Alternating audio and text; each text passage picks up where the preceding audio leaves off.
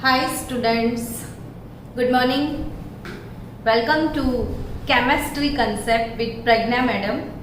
बच्चों, मोल कंसेप्ट हमारा शुरू हो चुका है और मोल कंसेप्ट में day by day every day आप कुछ ना कुछ नया नया सीखते जा रहे हो, है ना. और मज़ा आता है कि नहीं वो बताओ. पहले तो एंजॉय कर रहे हो.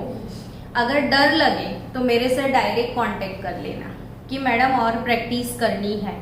तो मोल कंसेप्ट वो कंसेप्ट है जिसका प्रैक्टिस बहुत ज़्यादा ज़रूरी है. आज थोड़े बहुत प्रॉब्लम हो जाए, फिर आज आपको मैं डीपीपी भेजूंगी और आपको वो क्वेश्चन सॉल्व करके भेजने हैं. फिर जो भी डाउट्स है वो कल डाउट सॉल्व कर लेंगे. ठीक है बच्चों. चलो, आज कुछ नया लग रहा है. पहली बार सुना सुना सा लगता होगा आपको. और वो क्या है नया वर्ड आज आपके लिए. मोल मोल सुन के तो आप थक चुके हो. आज क्या सुन रहे हो? मोल फ्रैक्शन. क्या सुन रहे हो? Mole fraction. मोल फ्रैक्शन क्या होगा वो सीखते हैं आज. ठीक है. मोल फ्रैक्शन, मोल फ्रैक्शन बच्चों, मोल फ्रैक्शन को बोलते हैं हम एक्स. क्या बोलते हैं? एक्स. ये कंसेप्ट इतना ज्यादा इम्पोर्टेंट है स्टूडेंट्स कि अभी 11th में तो मोल फ्रैक्शन सुनोगे, लेकिन 12th में जाओगे हर चैप्टर में, फिजिकल केमिस्ट्री में हर चैप्टर में मोल फ्रैक्शन के बिना सारे क्वेश्चंस अधूरे अधूरे हैं. समझ रहे हो? यानी ये कंसेप्ट आज इतने अच्छी तरीके से आपको सीखना है स्टूडेंट कि वो 100% आपके ब्लड में चला जाए. यानी ऐसे एक क्वेश्चन आज आपने सॉल्व किए तो कम से कम 100 और क्वेश्चन ऐसे सॉल्व करो. मिनिमम कितने बोल रही हूँ मैं? 100 क्वेश्चन.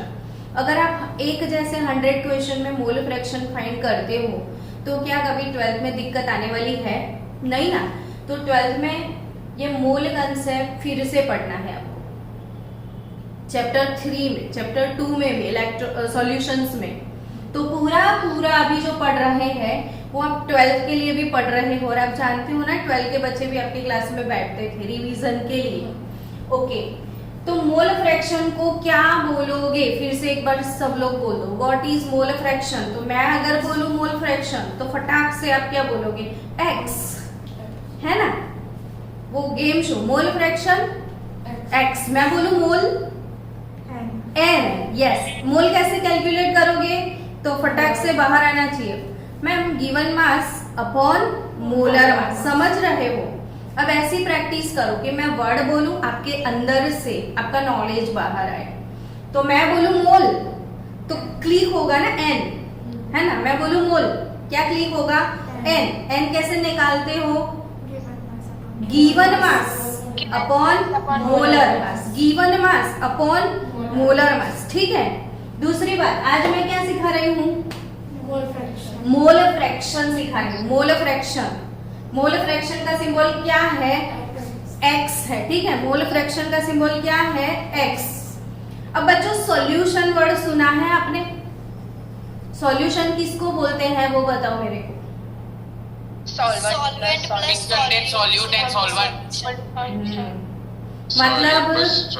मतलब देखो, मेरे पास मान लो एक बीकर है. बीकर में एक्सेस अमाउंट में मैं क्या बोल रही हूँ? एक्सेस अमाउंट में मैं जो लेती हूँ, जो सब्सटेंस एक्सेस अमाउंट में होता है, ज्यादा अमाउंट में होता है. मान लो मैंने ये वाटर लिया है तो आपको बहुत ज्यादा वाटर दिख रहा है ना. तो जो एक्सेस अमाउंट में होता है वो सॉल्वेंट. ठीक है. अब क्या डाले बोलो? शुगर या सॉल्ट? आपको क्या पसंद है? सॉल्ट. शुगर पसंद है? डायबिटीज हो जाएगा. तो मैंने सिर्फ 1 स्पून लिया. क्या लिया? शुगर. 1 स्पून लिया शुगर. अब 1 स्पून शुगर को इसमें डाल दिया जाए. ठीक है. क्या होगा शुगर का इस सॉल्वेंट में? डिसॉल्व हो जाएगा। डिजोल्व हो जाएगा। वो फील भी कितना अच्छे से आ रहा है नहीं कि शुगर ये वाटर में डिजोल्व हो जाएगा। तो मेरे पास बीकर में जो मिला वो है सॉल्यूशन, है ना। बीकर में जो मिला वो क्या है बच्चों? सॉल्यूशन है। यस। तो ये जो सॉल्यूशन है इसमें शुगर को क्या बोलते हैं वो बताओ? सॉल्यूट। सॉल्यूट। शुगर को क्या बोलना है? सॉल्यूट। ठीक है। तो अब मेरे को ये बताओ कि जो भी सॉल्यूशन होता है इसमें कंपोनेंट क्या होते हैं? Solute plus solvent. यस। ये सबको समझ आ गया है ना। मेरे को ये बताओ ना कि क्या सिर्फ एक ही सॉल्यूट होगा इसमें? नहीं, बहुत सारे हो सकते हैं ना। यस। अगर मैं नींबू शरबत बनाती तो चलो इसको नींबू शरबत बनाए प्लस शुगर। तो अब मैंने शुगर तो डाला था, अब मैं सॉल्ट भी डाल लूं थोड़ा, लेकिन सॉल्ट भी पानी जितना तो नहीं होगा ना, थोड़ा सा होगा। फिर मुझे क्या डालना है? Lemon juice. तो लेमन जूस मेरा हो गया सॉल्यूट 1, सॉल्ट मेरा हो गया सॉल्यूट 2, शुगर हुआ सॉल्यूट 3, तीन सॉल्यूट हुए और एक सॉल्वेंट हुआ। यानी समझो बच्चों कि सॉल्यूट मोर देन 1 पॉसिबल है। सॉल्यूट मोर देन 1 पॉसिबल है। ओके, यस और नॉट? आप मेरे साथ कंफर्म हो बच्चों? Yes ma'am. यस बोलो, दिल से बोलो। Yes ma'am. हाँ, और आपको ना तो लेमन जूस का टेस्ट भी आना चाहिए। आ रहा है? मुंह में पानी आया? मुझे तो लेमन जूस पीने का मन हो गया। मेरा तो फेवरेट है नींबू पानी। तो आप ये समझ चुके हो कि सॉल्यूशन क्या है। अब मेरे को ये बताओ कि ये solution is nothing but mixture, है ना, बट होमोजीनियस मिक्सचर। तो कभी आपने ये वर्ड सुना है कि मिक्सचर 2 टाइप के होते हैं? Homogeneous mixture. अच्छा। तो होमोजीनियस मिक्सचर क्या होता है? जिसमें कंपोनेंट्स कंप्लीटली मिक्स हो जाते हैं, पूरी तरह से डिसॉल्व हो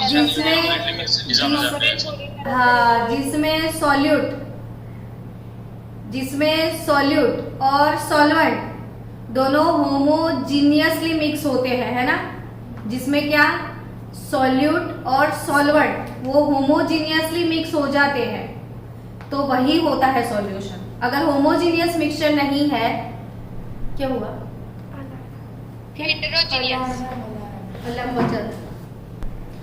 चलो बच्चों, होमोजीनियस मिक्सचर जब बनेगा, व्हेन, देखो मैं एक डेफिनेशन बता रही हूँ, अब ध्यान से सुनना, कल मुझे आप बताना कि व्हेन 2 और मोर सब्सटेंस, आप लिखना चाहो तो लिख सकते हो, व्हेन 2 और more substance mix with each other and form homogeneous solution, then it is called solution.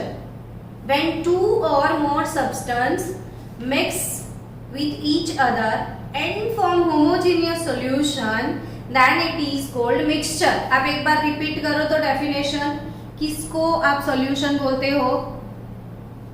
When 2 or more substance mix with each other to form homogeneous solution is called a solution. Homogeneous mixture is called a solution. तो बच्चों इसमें solvent किसको बोलते हैं, solute किसको बोलते हैं, वो बता दो। सॉल्यूट जो कम मात्रा में दिया, सॉल्वेंट जो सॉल्यूट को डिसॉल्व करे वो। सॉल्यूट क्या होता है? जो डिसॉल्व करे, ऐसा वर्ड मत बोलो।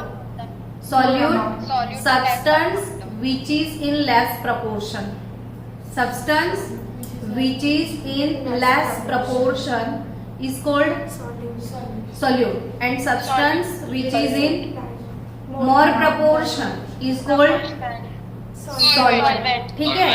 Solvent. Now बच्चों, what is called binary solution? अब जो दिल से समझते हो वो बताना। बाइनरी सॉल्यूशन, 2 सॉल्यूट हो शायद। बाइनरी सॉल्यूशन, सॉल्वेंट हो, तो जिसमें सिर्फ एक सॉल्यूट और एक सॉल्वेंट, कितने कंपोनेंट हो गए? 2, 1 solute 1 solvent, 1 + 1 2, it is called binary solution. तो ये जो क्वेश्चन मैंने लिख के रखा है आज का ये क्वेश्चन, इसमें आई थिंक सिर्फ 2 कंपोनेंट है ना। अब कौन कौन से 2 कंपोनेंट है वो क्वेश्चन पढ़ के आप समझो दिल से और चिल्ला के मुझे बताओ कि कौन से। हाँ, वाटर एंड इथेनॉल। अब इन दोनों का प्रपोर्शन दिया है, वो ध्यान से देख के बताओ क्या इन दोनों का प्रपोर्शन है हमारे पास?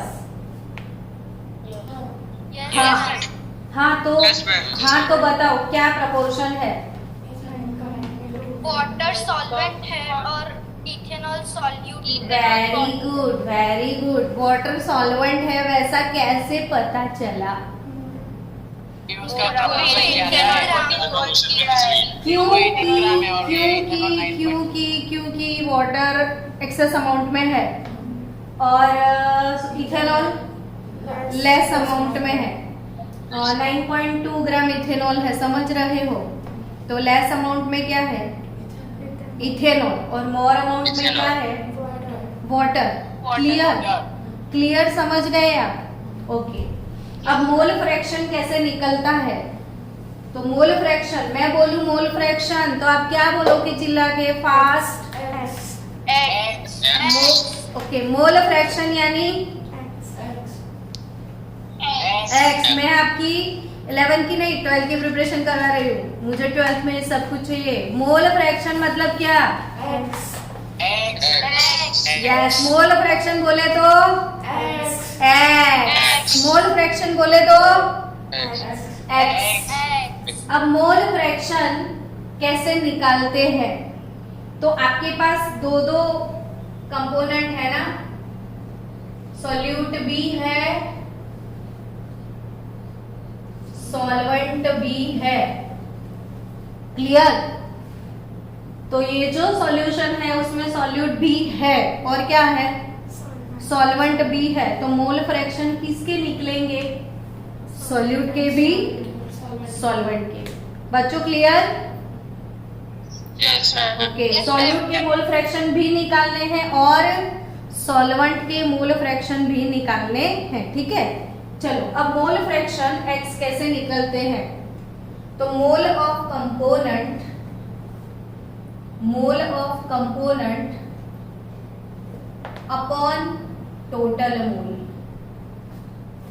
केमिस्ट्री के मैक्सिमम चैप्टर में हमें मोल फ्रैक्शन का वो कंसेप्ट चाहिए जो हमें पता ही होना चाहिए। तो मोल फ्रैक्शन क्या है? मोल ऑफ कंपोनेंट डिवाइडेड बाय क्या? टोटल मोल, यानी खुद के मोल। हेलो बच्चों, आप अभी 56 स्टूडेंट के क्लास में बैठे हो, ठीक है? तो मान लो कि आपका मोल फ्रैक्शन क्या होगा? तो आपके मोल डिवाइडेड बाय सबके मोल। आया कि नहीं समझ? कि मोल आपके खुद के डिवाइडेड बाय पूरी क्लास के मोल।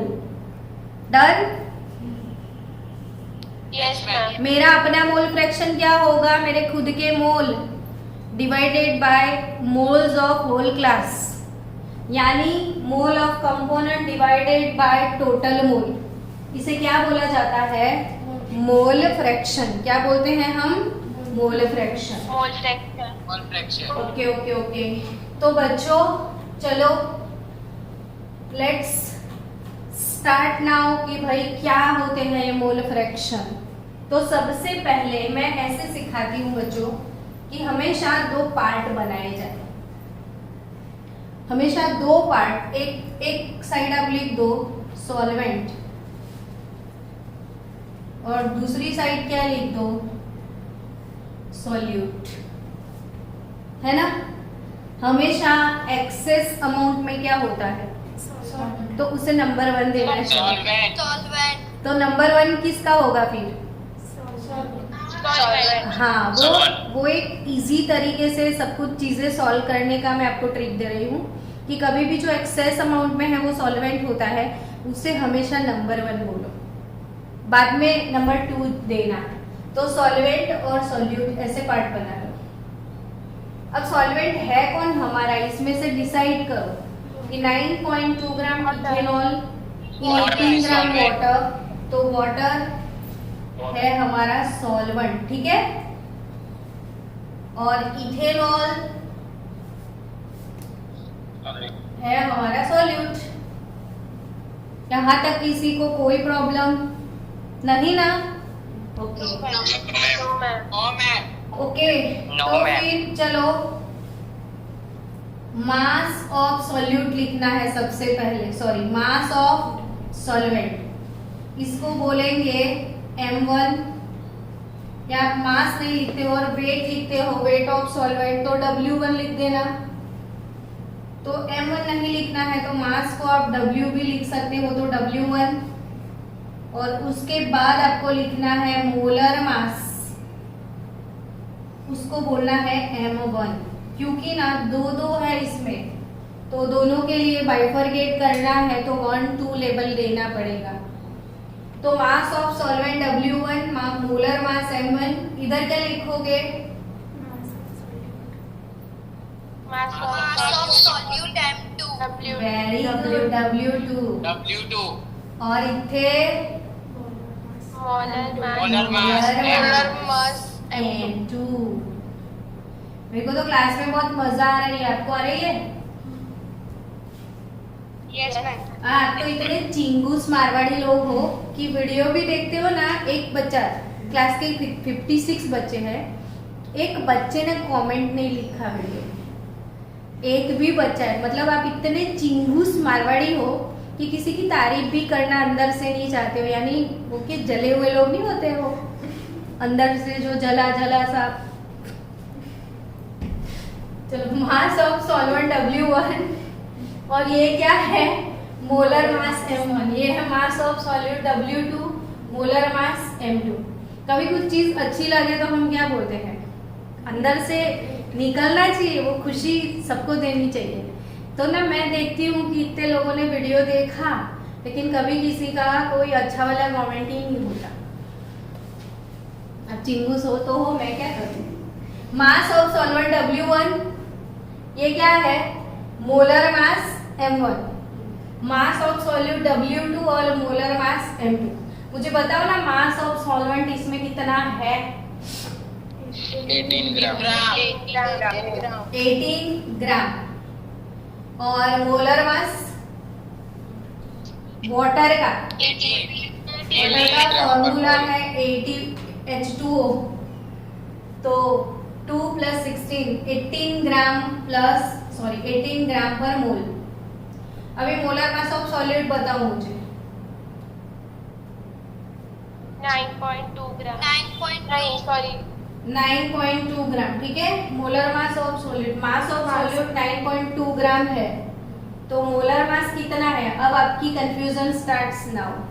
मैं इथेनॉल का फॉर्मूला तो मुझे पता ही नहीं है, इथेनॉल का फॉर्मूला मुझे नहीं पता है।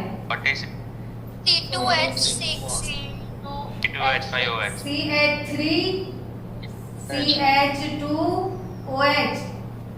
ये है इथेनॉल। अब भूल मत जाना। तो ओवरऑल इसके कंडेंस फॉर्मूला को लिखा जाए तो C2 3 + 2 + 1 6 C2H6O इथेनॉल का फॉर्मूला है। अब इथेनॉल का फॉर्मूला ये है, तो मोलर मास निकाल दो आप। 2 × bracket atomic mass of carbon, 6 × bracket atomic mass of hydrogen and atomic mass of oxygen. 24 + 6 + 16 46 ग्राम पर मोल। तो चलो, इथेनॉल का मोलर मास 46 ग्राम पर मोल, यानी इसका हो गया 46 ग्राम पर मोल। डन। यहां तक किसी को कुछ प्रॉब्लम? No ma'am. अब मुझे निकालने हैं मोल, तो इसके मोल के लिए मुझे लिखना है ना N1, तो क्या फॉर्मूला रहेगा, वेट अपॉन मोलर मास। तो बताओ ना, weight upon molar mass W1 by M1 18 by 18। अरे बाप रे, कितना टफ कैलकुलेशन आ गया, 1 मोल आ गया। और मोल N2 W2 by M2, W2 कितना है, कितना 0.2 9.2 और ये 46.2 मोल। यानी अब आपके पास क्या आ चुके हैं, दोनों के मोल। अब क्या किया जाए, तो N टोटल, और N टोटल क्या होगा, N1 प्लस N2। तो N1 प्लस N2 यानी बच्चों इसका मोल 1, इसका 0.2, N टोटल हो जाएगा 1.2। अब mole fraction of water solvent X1 यानी खुद के मोल N1 upon N1 plus N2, yes और नॉट। और इसके mole fraction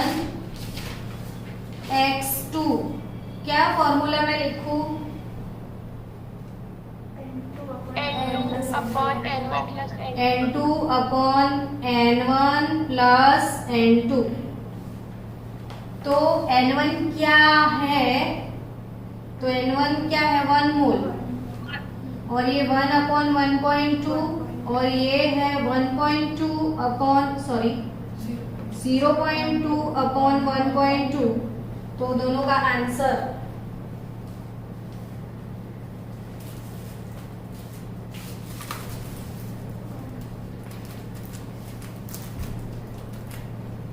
five by 6 and 1/6। क्या आंसर आया, N1 equals molar fraction X1 equals to 5/6। 5/6 यानी कितना बड़ा, 0.833 0.83 and 0.166। 46 18 1 over 1.2 10 by 12 5 by 6 0.83 आया इसका, और इसका 1/6। हाँ 0.166। 0.166 आया, तो 0.17 आया ना, 0.166 यानी 0.17 हो गया। राउंडिंग ऑफ कर दो, पीछे के फिगर को निकाल दो, तो वो मोर देन 5 है, तो ये 0.17 हो गया, ये 0.83 हो गया।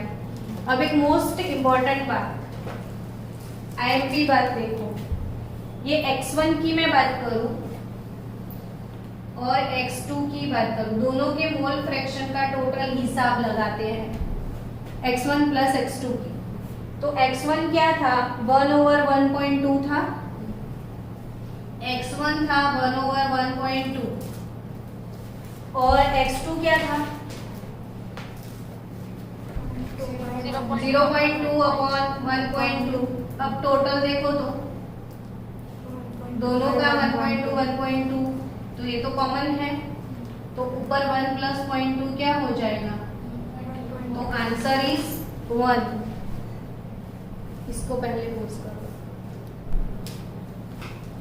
चलो स्टूडेंट्स, मैंने आपको ये मोल फ्रैक्शन X1 निकालना सिखा दिया, मोल फ्रैक्शन X2 कैसे निकलता है वो भी आपने देख लिया।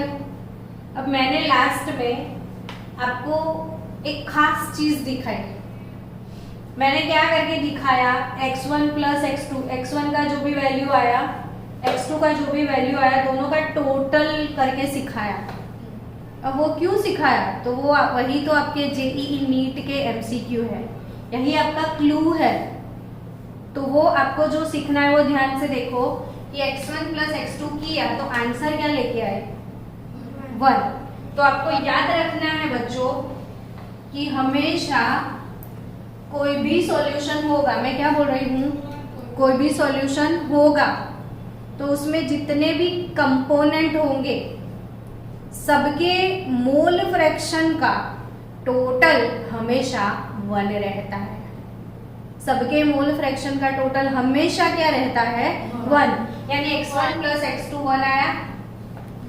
अब मान लो बच्चों कोई दूसरा क्वेश्चन है जिसमें कोई एक सॉल्यूट A है, सॉल्यूट हाँ चलो ना, सॉल्यूट 1 है, ये है सॉल्यूट 2, नींबू शरबत बनाते हैं, ये शुगर है, ये सॉल्ट है, ये लेमन जूस है सॉल्यूट 3, और फिर वाटर है सॉल्वेंट। अगर ऐसा कोई मिक्सचर है, हमने इसके पहले जो क्वेश्चन सॉल्व किया था वो बाइनरी सॉल्यूशन था। बाइनरी मीन्स क्या, हाँ 1 सॉल्वेंट एंड 1 सॉल्यूट। हाँ, तो अभी ये नींबू शरबत बना है तो वो बाइनरी नहीं है ना, ओके, तो इसमें बहुत सारे सॉल्यूट है ना। तो अगर आपको ऐसे क्वेश्चन दिए जाए जिसमें इतने सारे कंपोनेंट हैं तो सबके मोल फ्रैक्शन निकालोगे, यानी A का मोल फ्रैक्शन x से निकलेगा, B के मोल फ्रैक्शन को क्या लिख सकते हो, xB, C के मोल फ्रैक्शन को क्या लिखोगे, xC, और D के मोल फ्रैक्शन को क्या लिखोगे, xD, और जानते हो सबका टोटल, सबका मालिक एक, सबका मालिक एक, यानी कितने भी अंदर सॉल्यूट को क्यों ना हो, कितने भी कंपोनेंट क्यों ना हो, सबके मोल फ्रैक्शन आप निकाल लो, लेकिन एंड में अगर सबका टोटल लगाओगे ना तो वो क्या रहेगा, 1। जैसे आपके परसेंटेज हमेशा 100 ही होते हैं, 100 से ही परसेंटेज निकालते हैं ना हम, वैसे सबके मोल फ्रैक्शन हमेशा टोटल कितने होंगे, 1 होंगे। क्लियर सबको? मैडम हाँ, जहाँ से निकला वहीं पे आ गए। क्या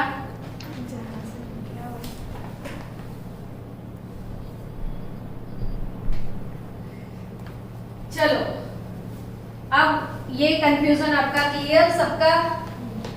अब मैंने आपके लिए सजा के रखे हैं और एक सपने हमने सजाए हैं आपके लिए और सपने कि आप प्रैक्टिस करो। और एक क्वेश्चन लिख के रखा है, वो क्वेश्चन आपको सॉल्व करना है, और जो चीज समझ में नहीं आती है, जो उलझन वाली बात है, वो मुझे बताओ। चलो बताओ बच्चों, कंफ्यूजन क्या है? मास दिया है। हाँ, वो परसेंटेज W/W ऐसा कुछ दिख रहा है ना। Yes ma'am. पता नहीं क्यों बोर्ड वालों के ना बहुत हॉट फेवरेट क्वेश्चन है ये, मैक्सिमम ऐसे ही क्वेश्चन आएंगे आपको। परसेंटेज W/W, ये परसेंटेज मास बाय मास है, W यानी मास। मैंने नहीं सिखाया, जैसे मोल बोलो तो आप बताना N, मैं बोलूं मोल फ्रैक्शन, आप क्या बताओगे, X, मैं बोलूं मास तो आप बोलोगे W, मैं बोलूंगी वॉल्यूम तो आप क्या बोलोगे, V। वॉल्यूम को क्या बोलते हैं, V बोलते हैं, ठीक है। अब ये 5% W/W यूरिया सॉल्यूशन। अब बच्चों केमिस्ट्री में ना, जैसे अभी इथेनॉल आया तो आपको फॉर्मूला नहीं दिया था, तो मतलब क्या हुआ उसका कि आपको फॉर्मूला पता होना चाहिए। वैसे इसमें क्या दिया है, यूरिया, और यूरिया का फॉर्मूला आप नहीं जानते हो तो क्या मोलर मास निकाल पाओगे? तो आपको क्या करना पड़ेगा, यूरिया का फॉर्मूला पता होना चाहिए। एनीवन इन द क्लास, किसी को पता है क्या यूरिया का फॉर्मूला?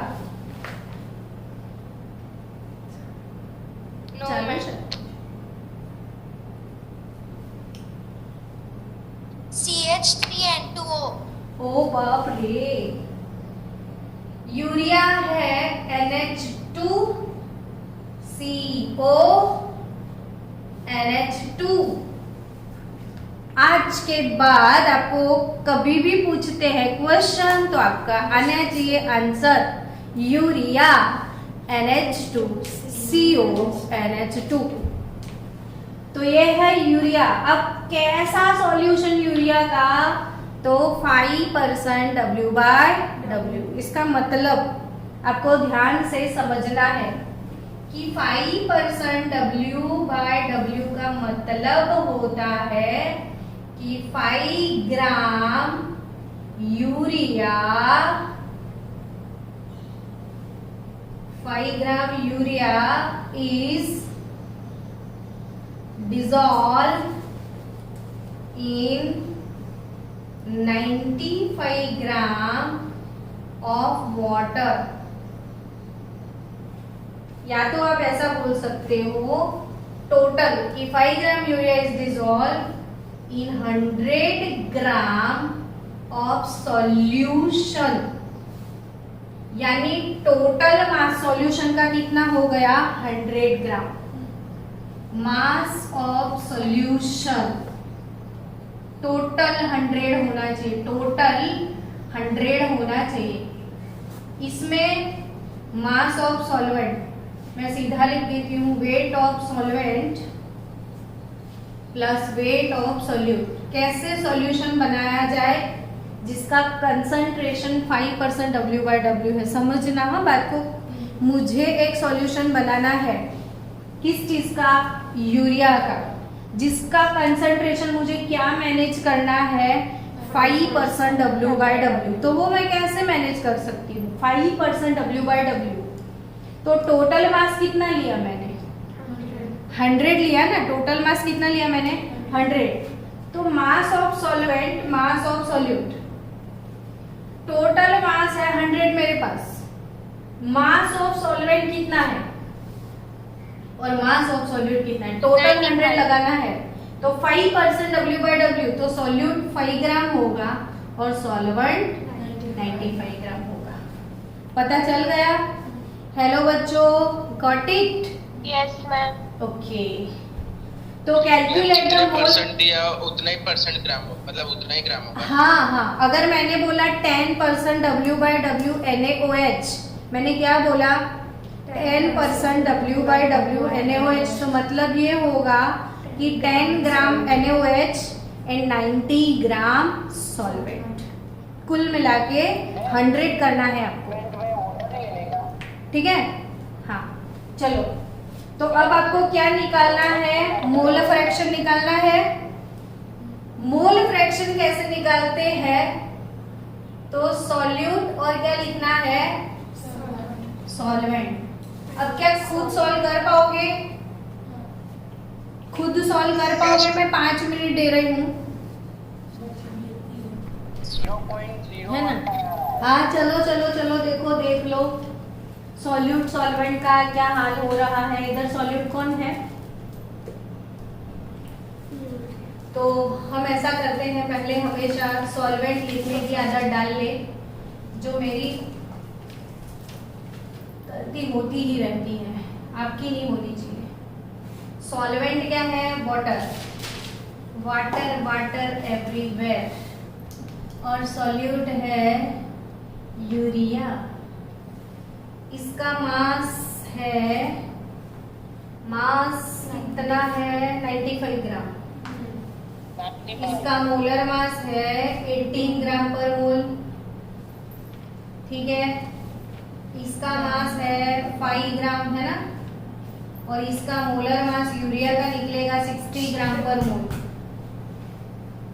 यूरिया का मोलर मास क्या निकलेगा 60 ग्राम पर मोल।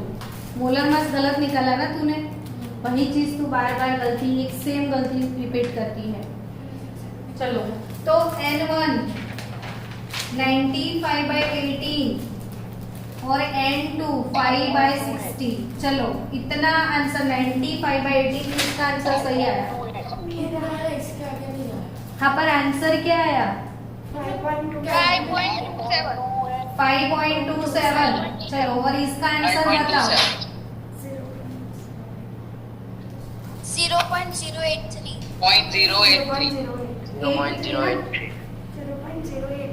8 बराबर लिखा है ना 83। चलो, अब निकालना है N1 प्लस N2 आपको। मैम सॉल्वेंट का 0.08। हाँ तो 0.083 लिखा ना मैंने। हाँ मतलब वो लोग दो हाँ रखना में सॉल्वेंट का सॉल्वेंट का कहाँ से आएगा? सॉल्यूट 5 ग्राम है, सॉल्वेंट 95 है, सॉल्वेंट 95 ग्राम है। तो N1 plus N2 5.27 plus 0.083 total लगाओ चलो। 5.35 5.353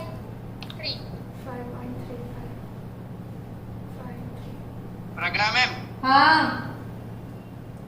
मैम यहाँ पे ऊपर ना 5.277 आ रहा है, तो 5.28 हो जाएगा ना? 5.28 कर लो, 5.277 आ रहा है तो 5.28 कर लो। ये है 0.083 तो ये 5.28 और 83 का टोटल लगा लो चलो। तो ये 3, 8, 8, 6, 1, 3 और 5.363 आ गया, ठीक है। अब इसका mole fraction x1 n1 upon n1 plus n2 कर लो और ये x2 n2 upon n1 plus n2 कर लो आप। तो n1 कितना है? 5.28 है अपॉन n1 प्लस n2 5.363 है। इसका n2 देख लो 0.083 है डिवाइडेड बाय 5.363। अब आंसर मुझे बता दो जो भी लाए हो आप। 0.985 and 0.015. 985 Yes, yes. और इधर 0.015. 15। Yes. तो टोटल कर लो। तो ये आप सोच लो कि 0.98 है, ये 0.02 कर लो तो हो जाएगा आपका मोल फ्रैक्शन 1, है ना। तो चलो calculate the mole fraction of component in 10% W/W NaOH solution. ये आपका होमवर्क और मिलते हैं कल ब्रेक के बाद। बाय बाय, सॉरी कल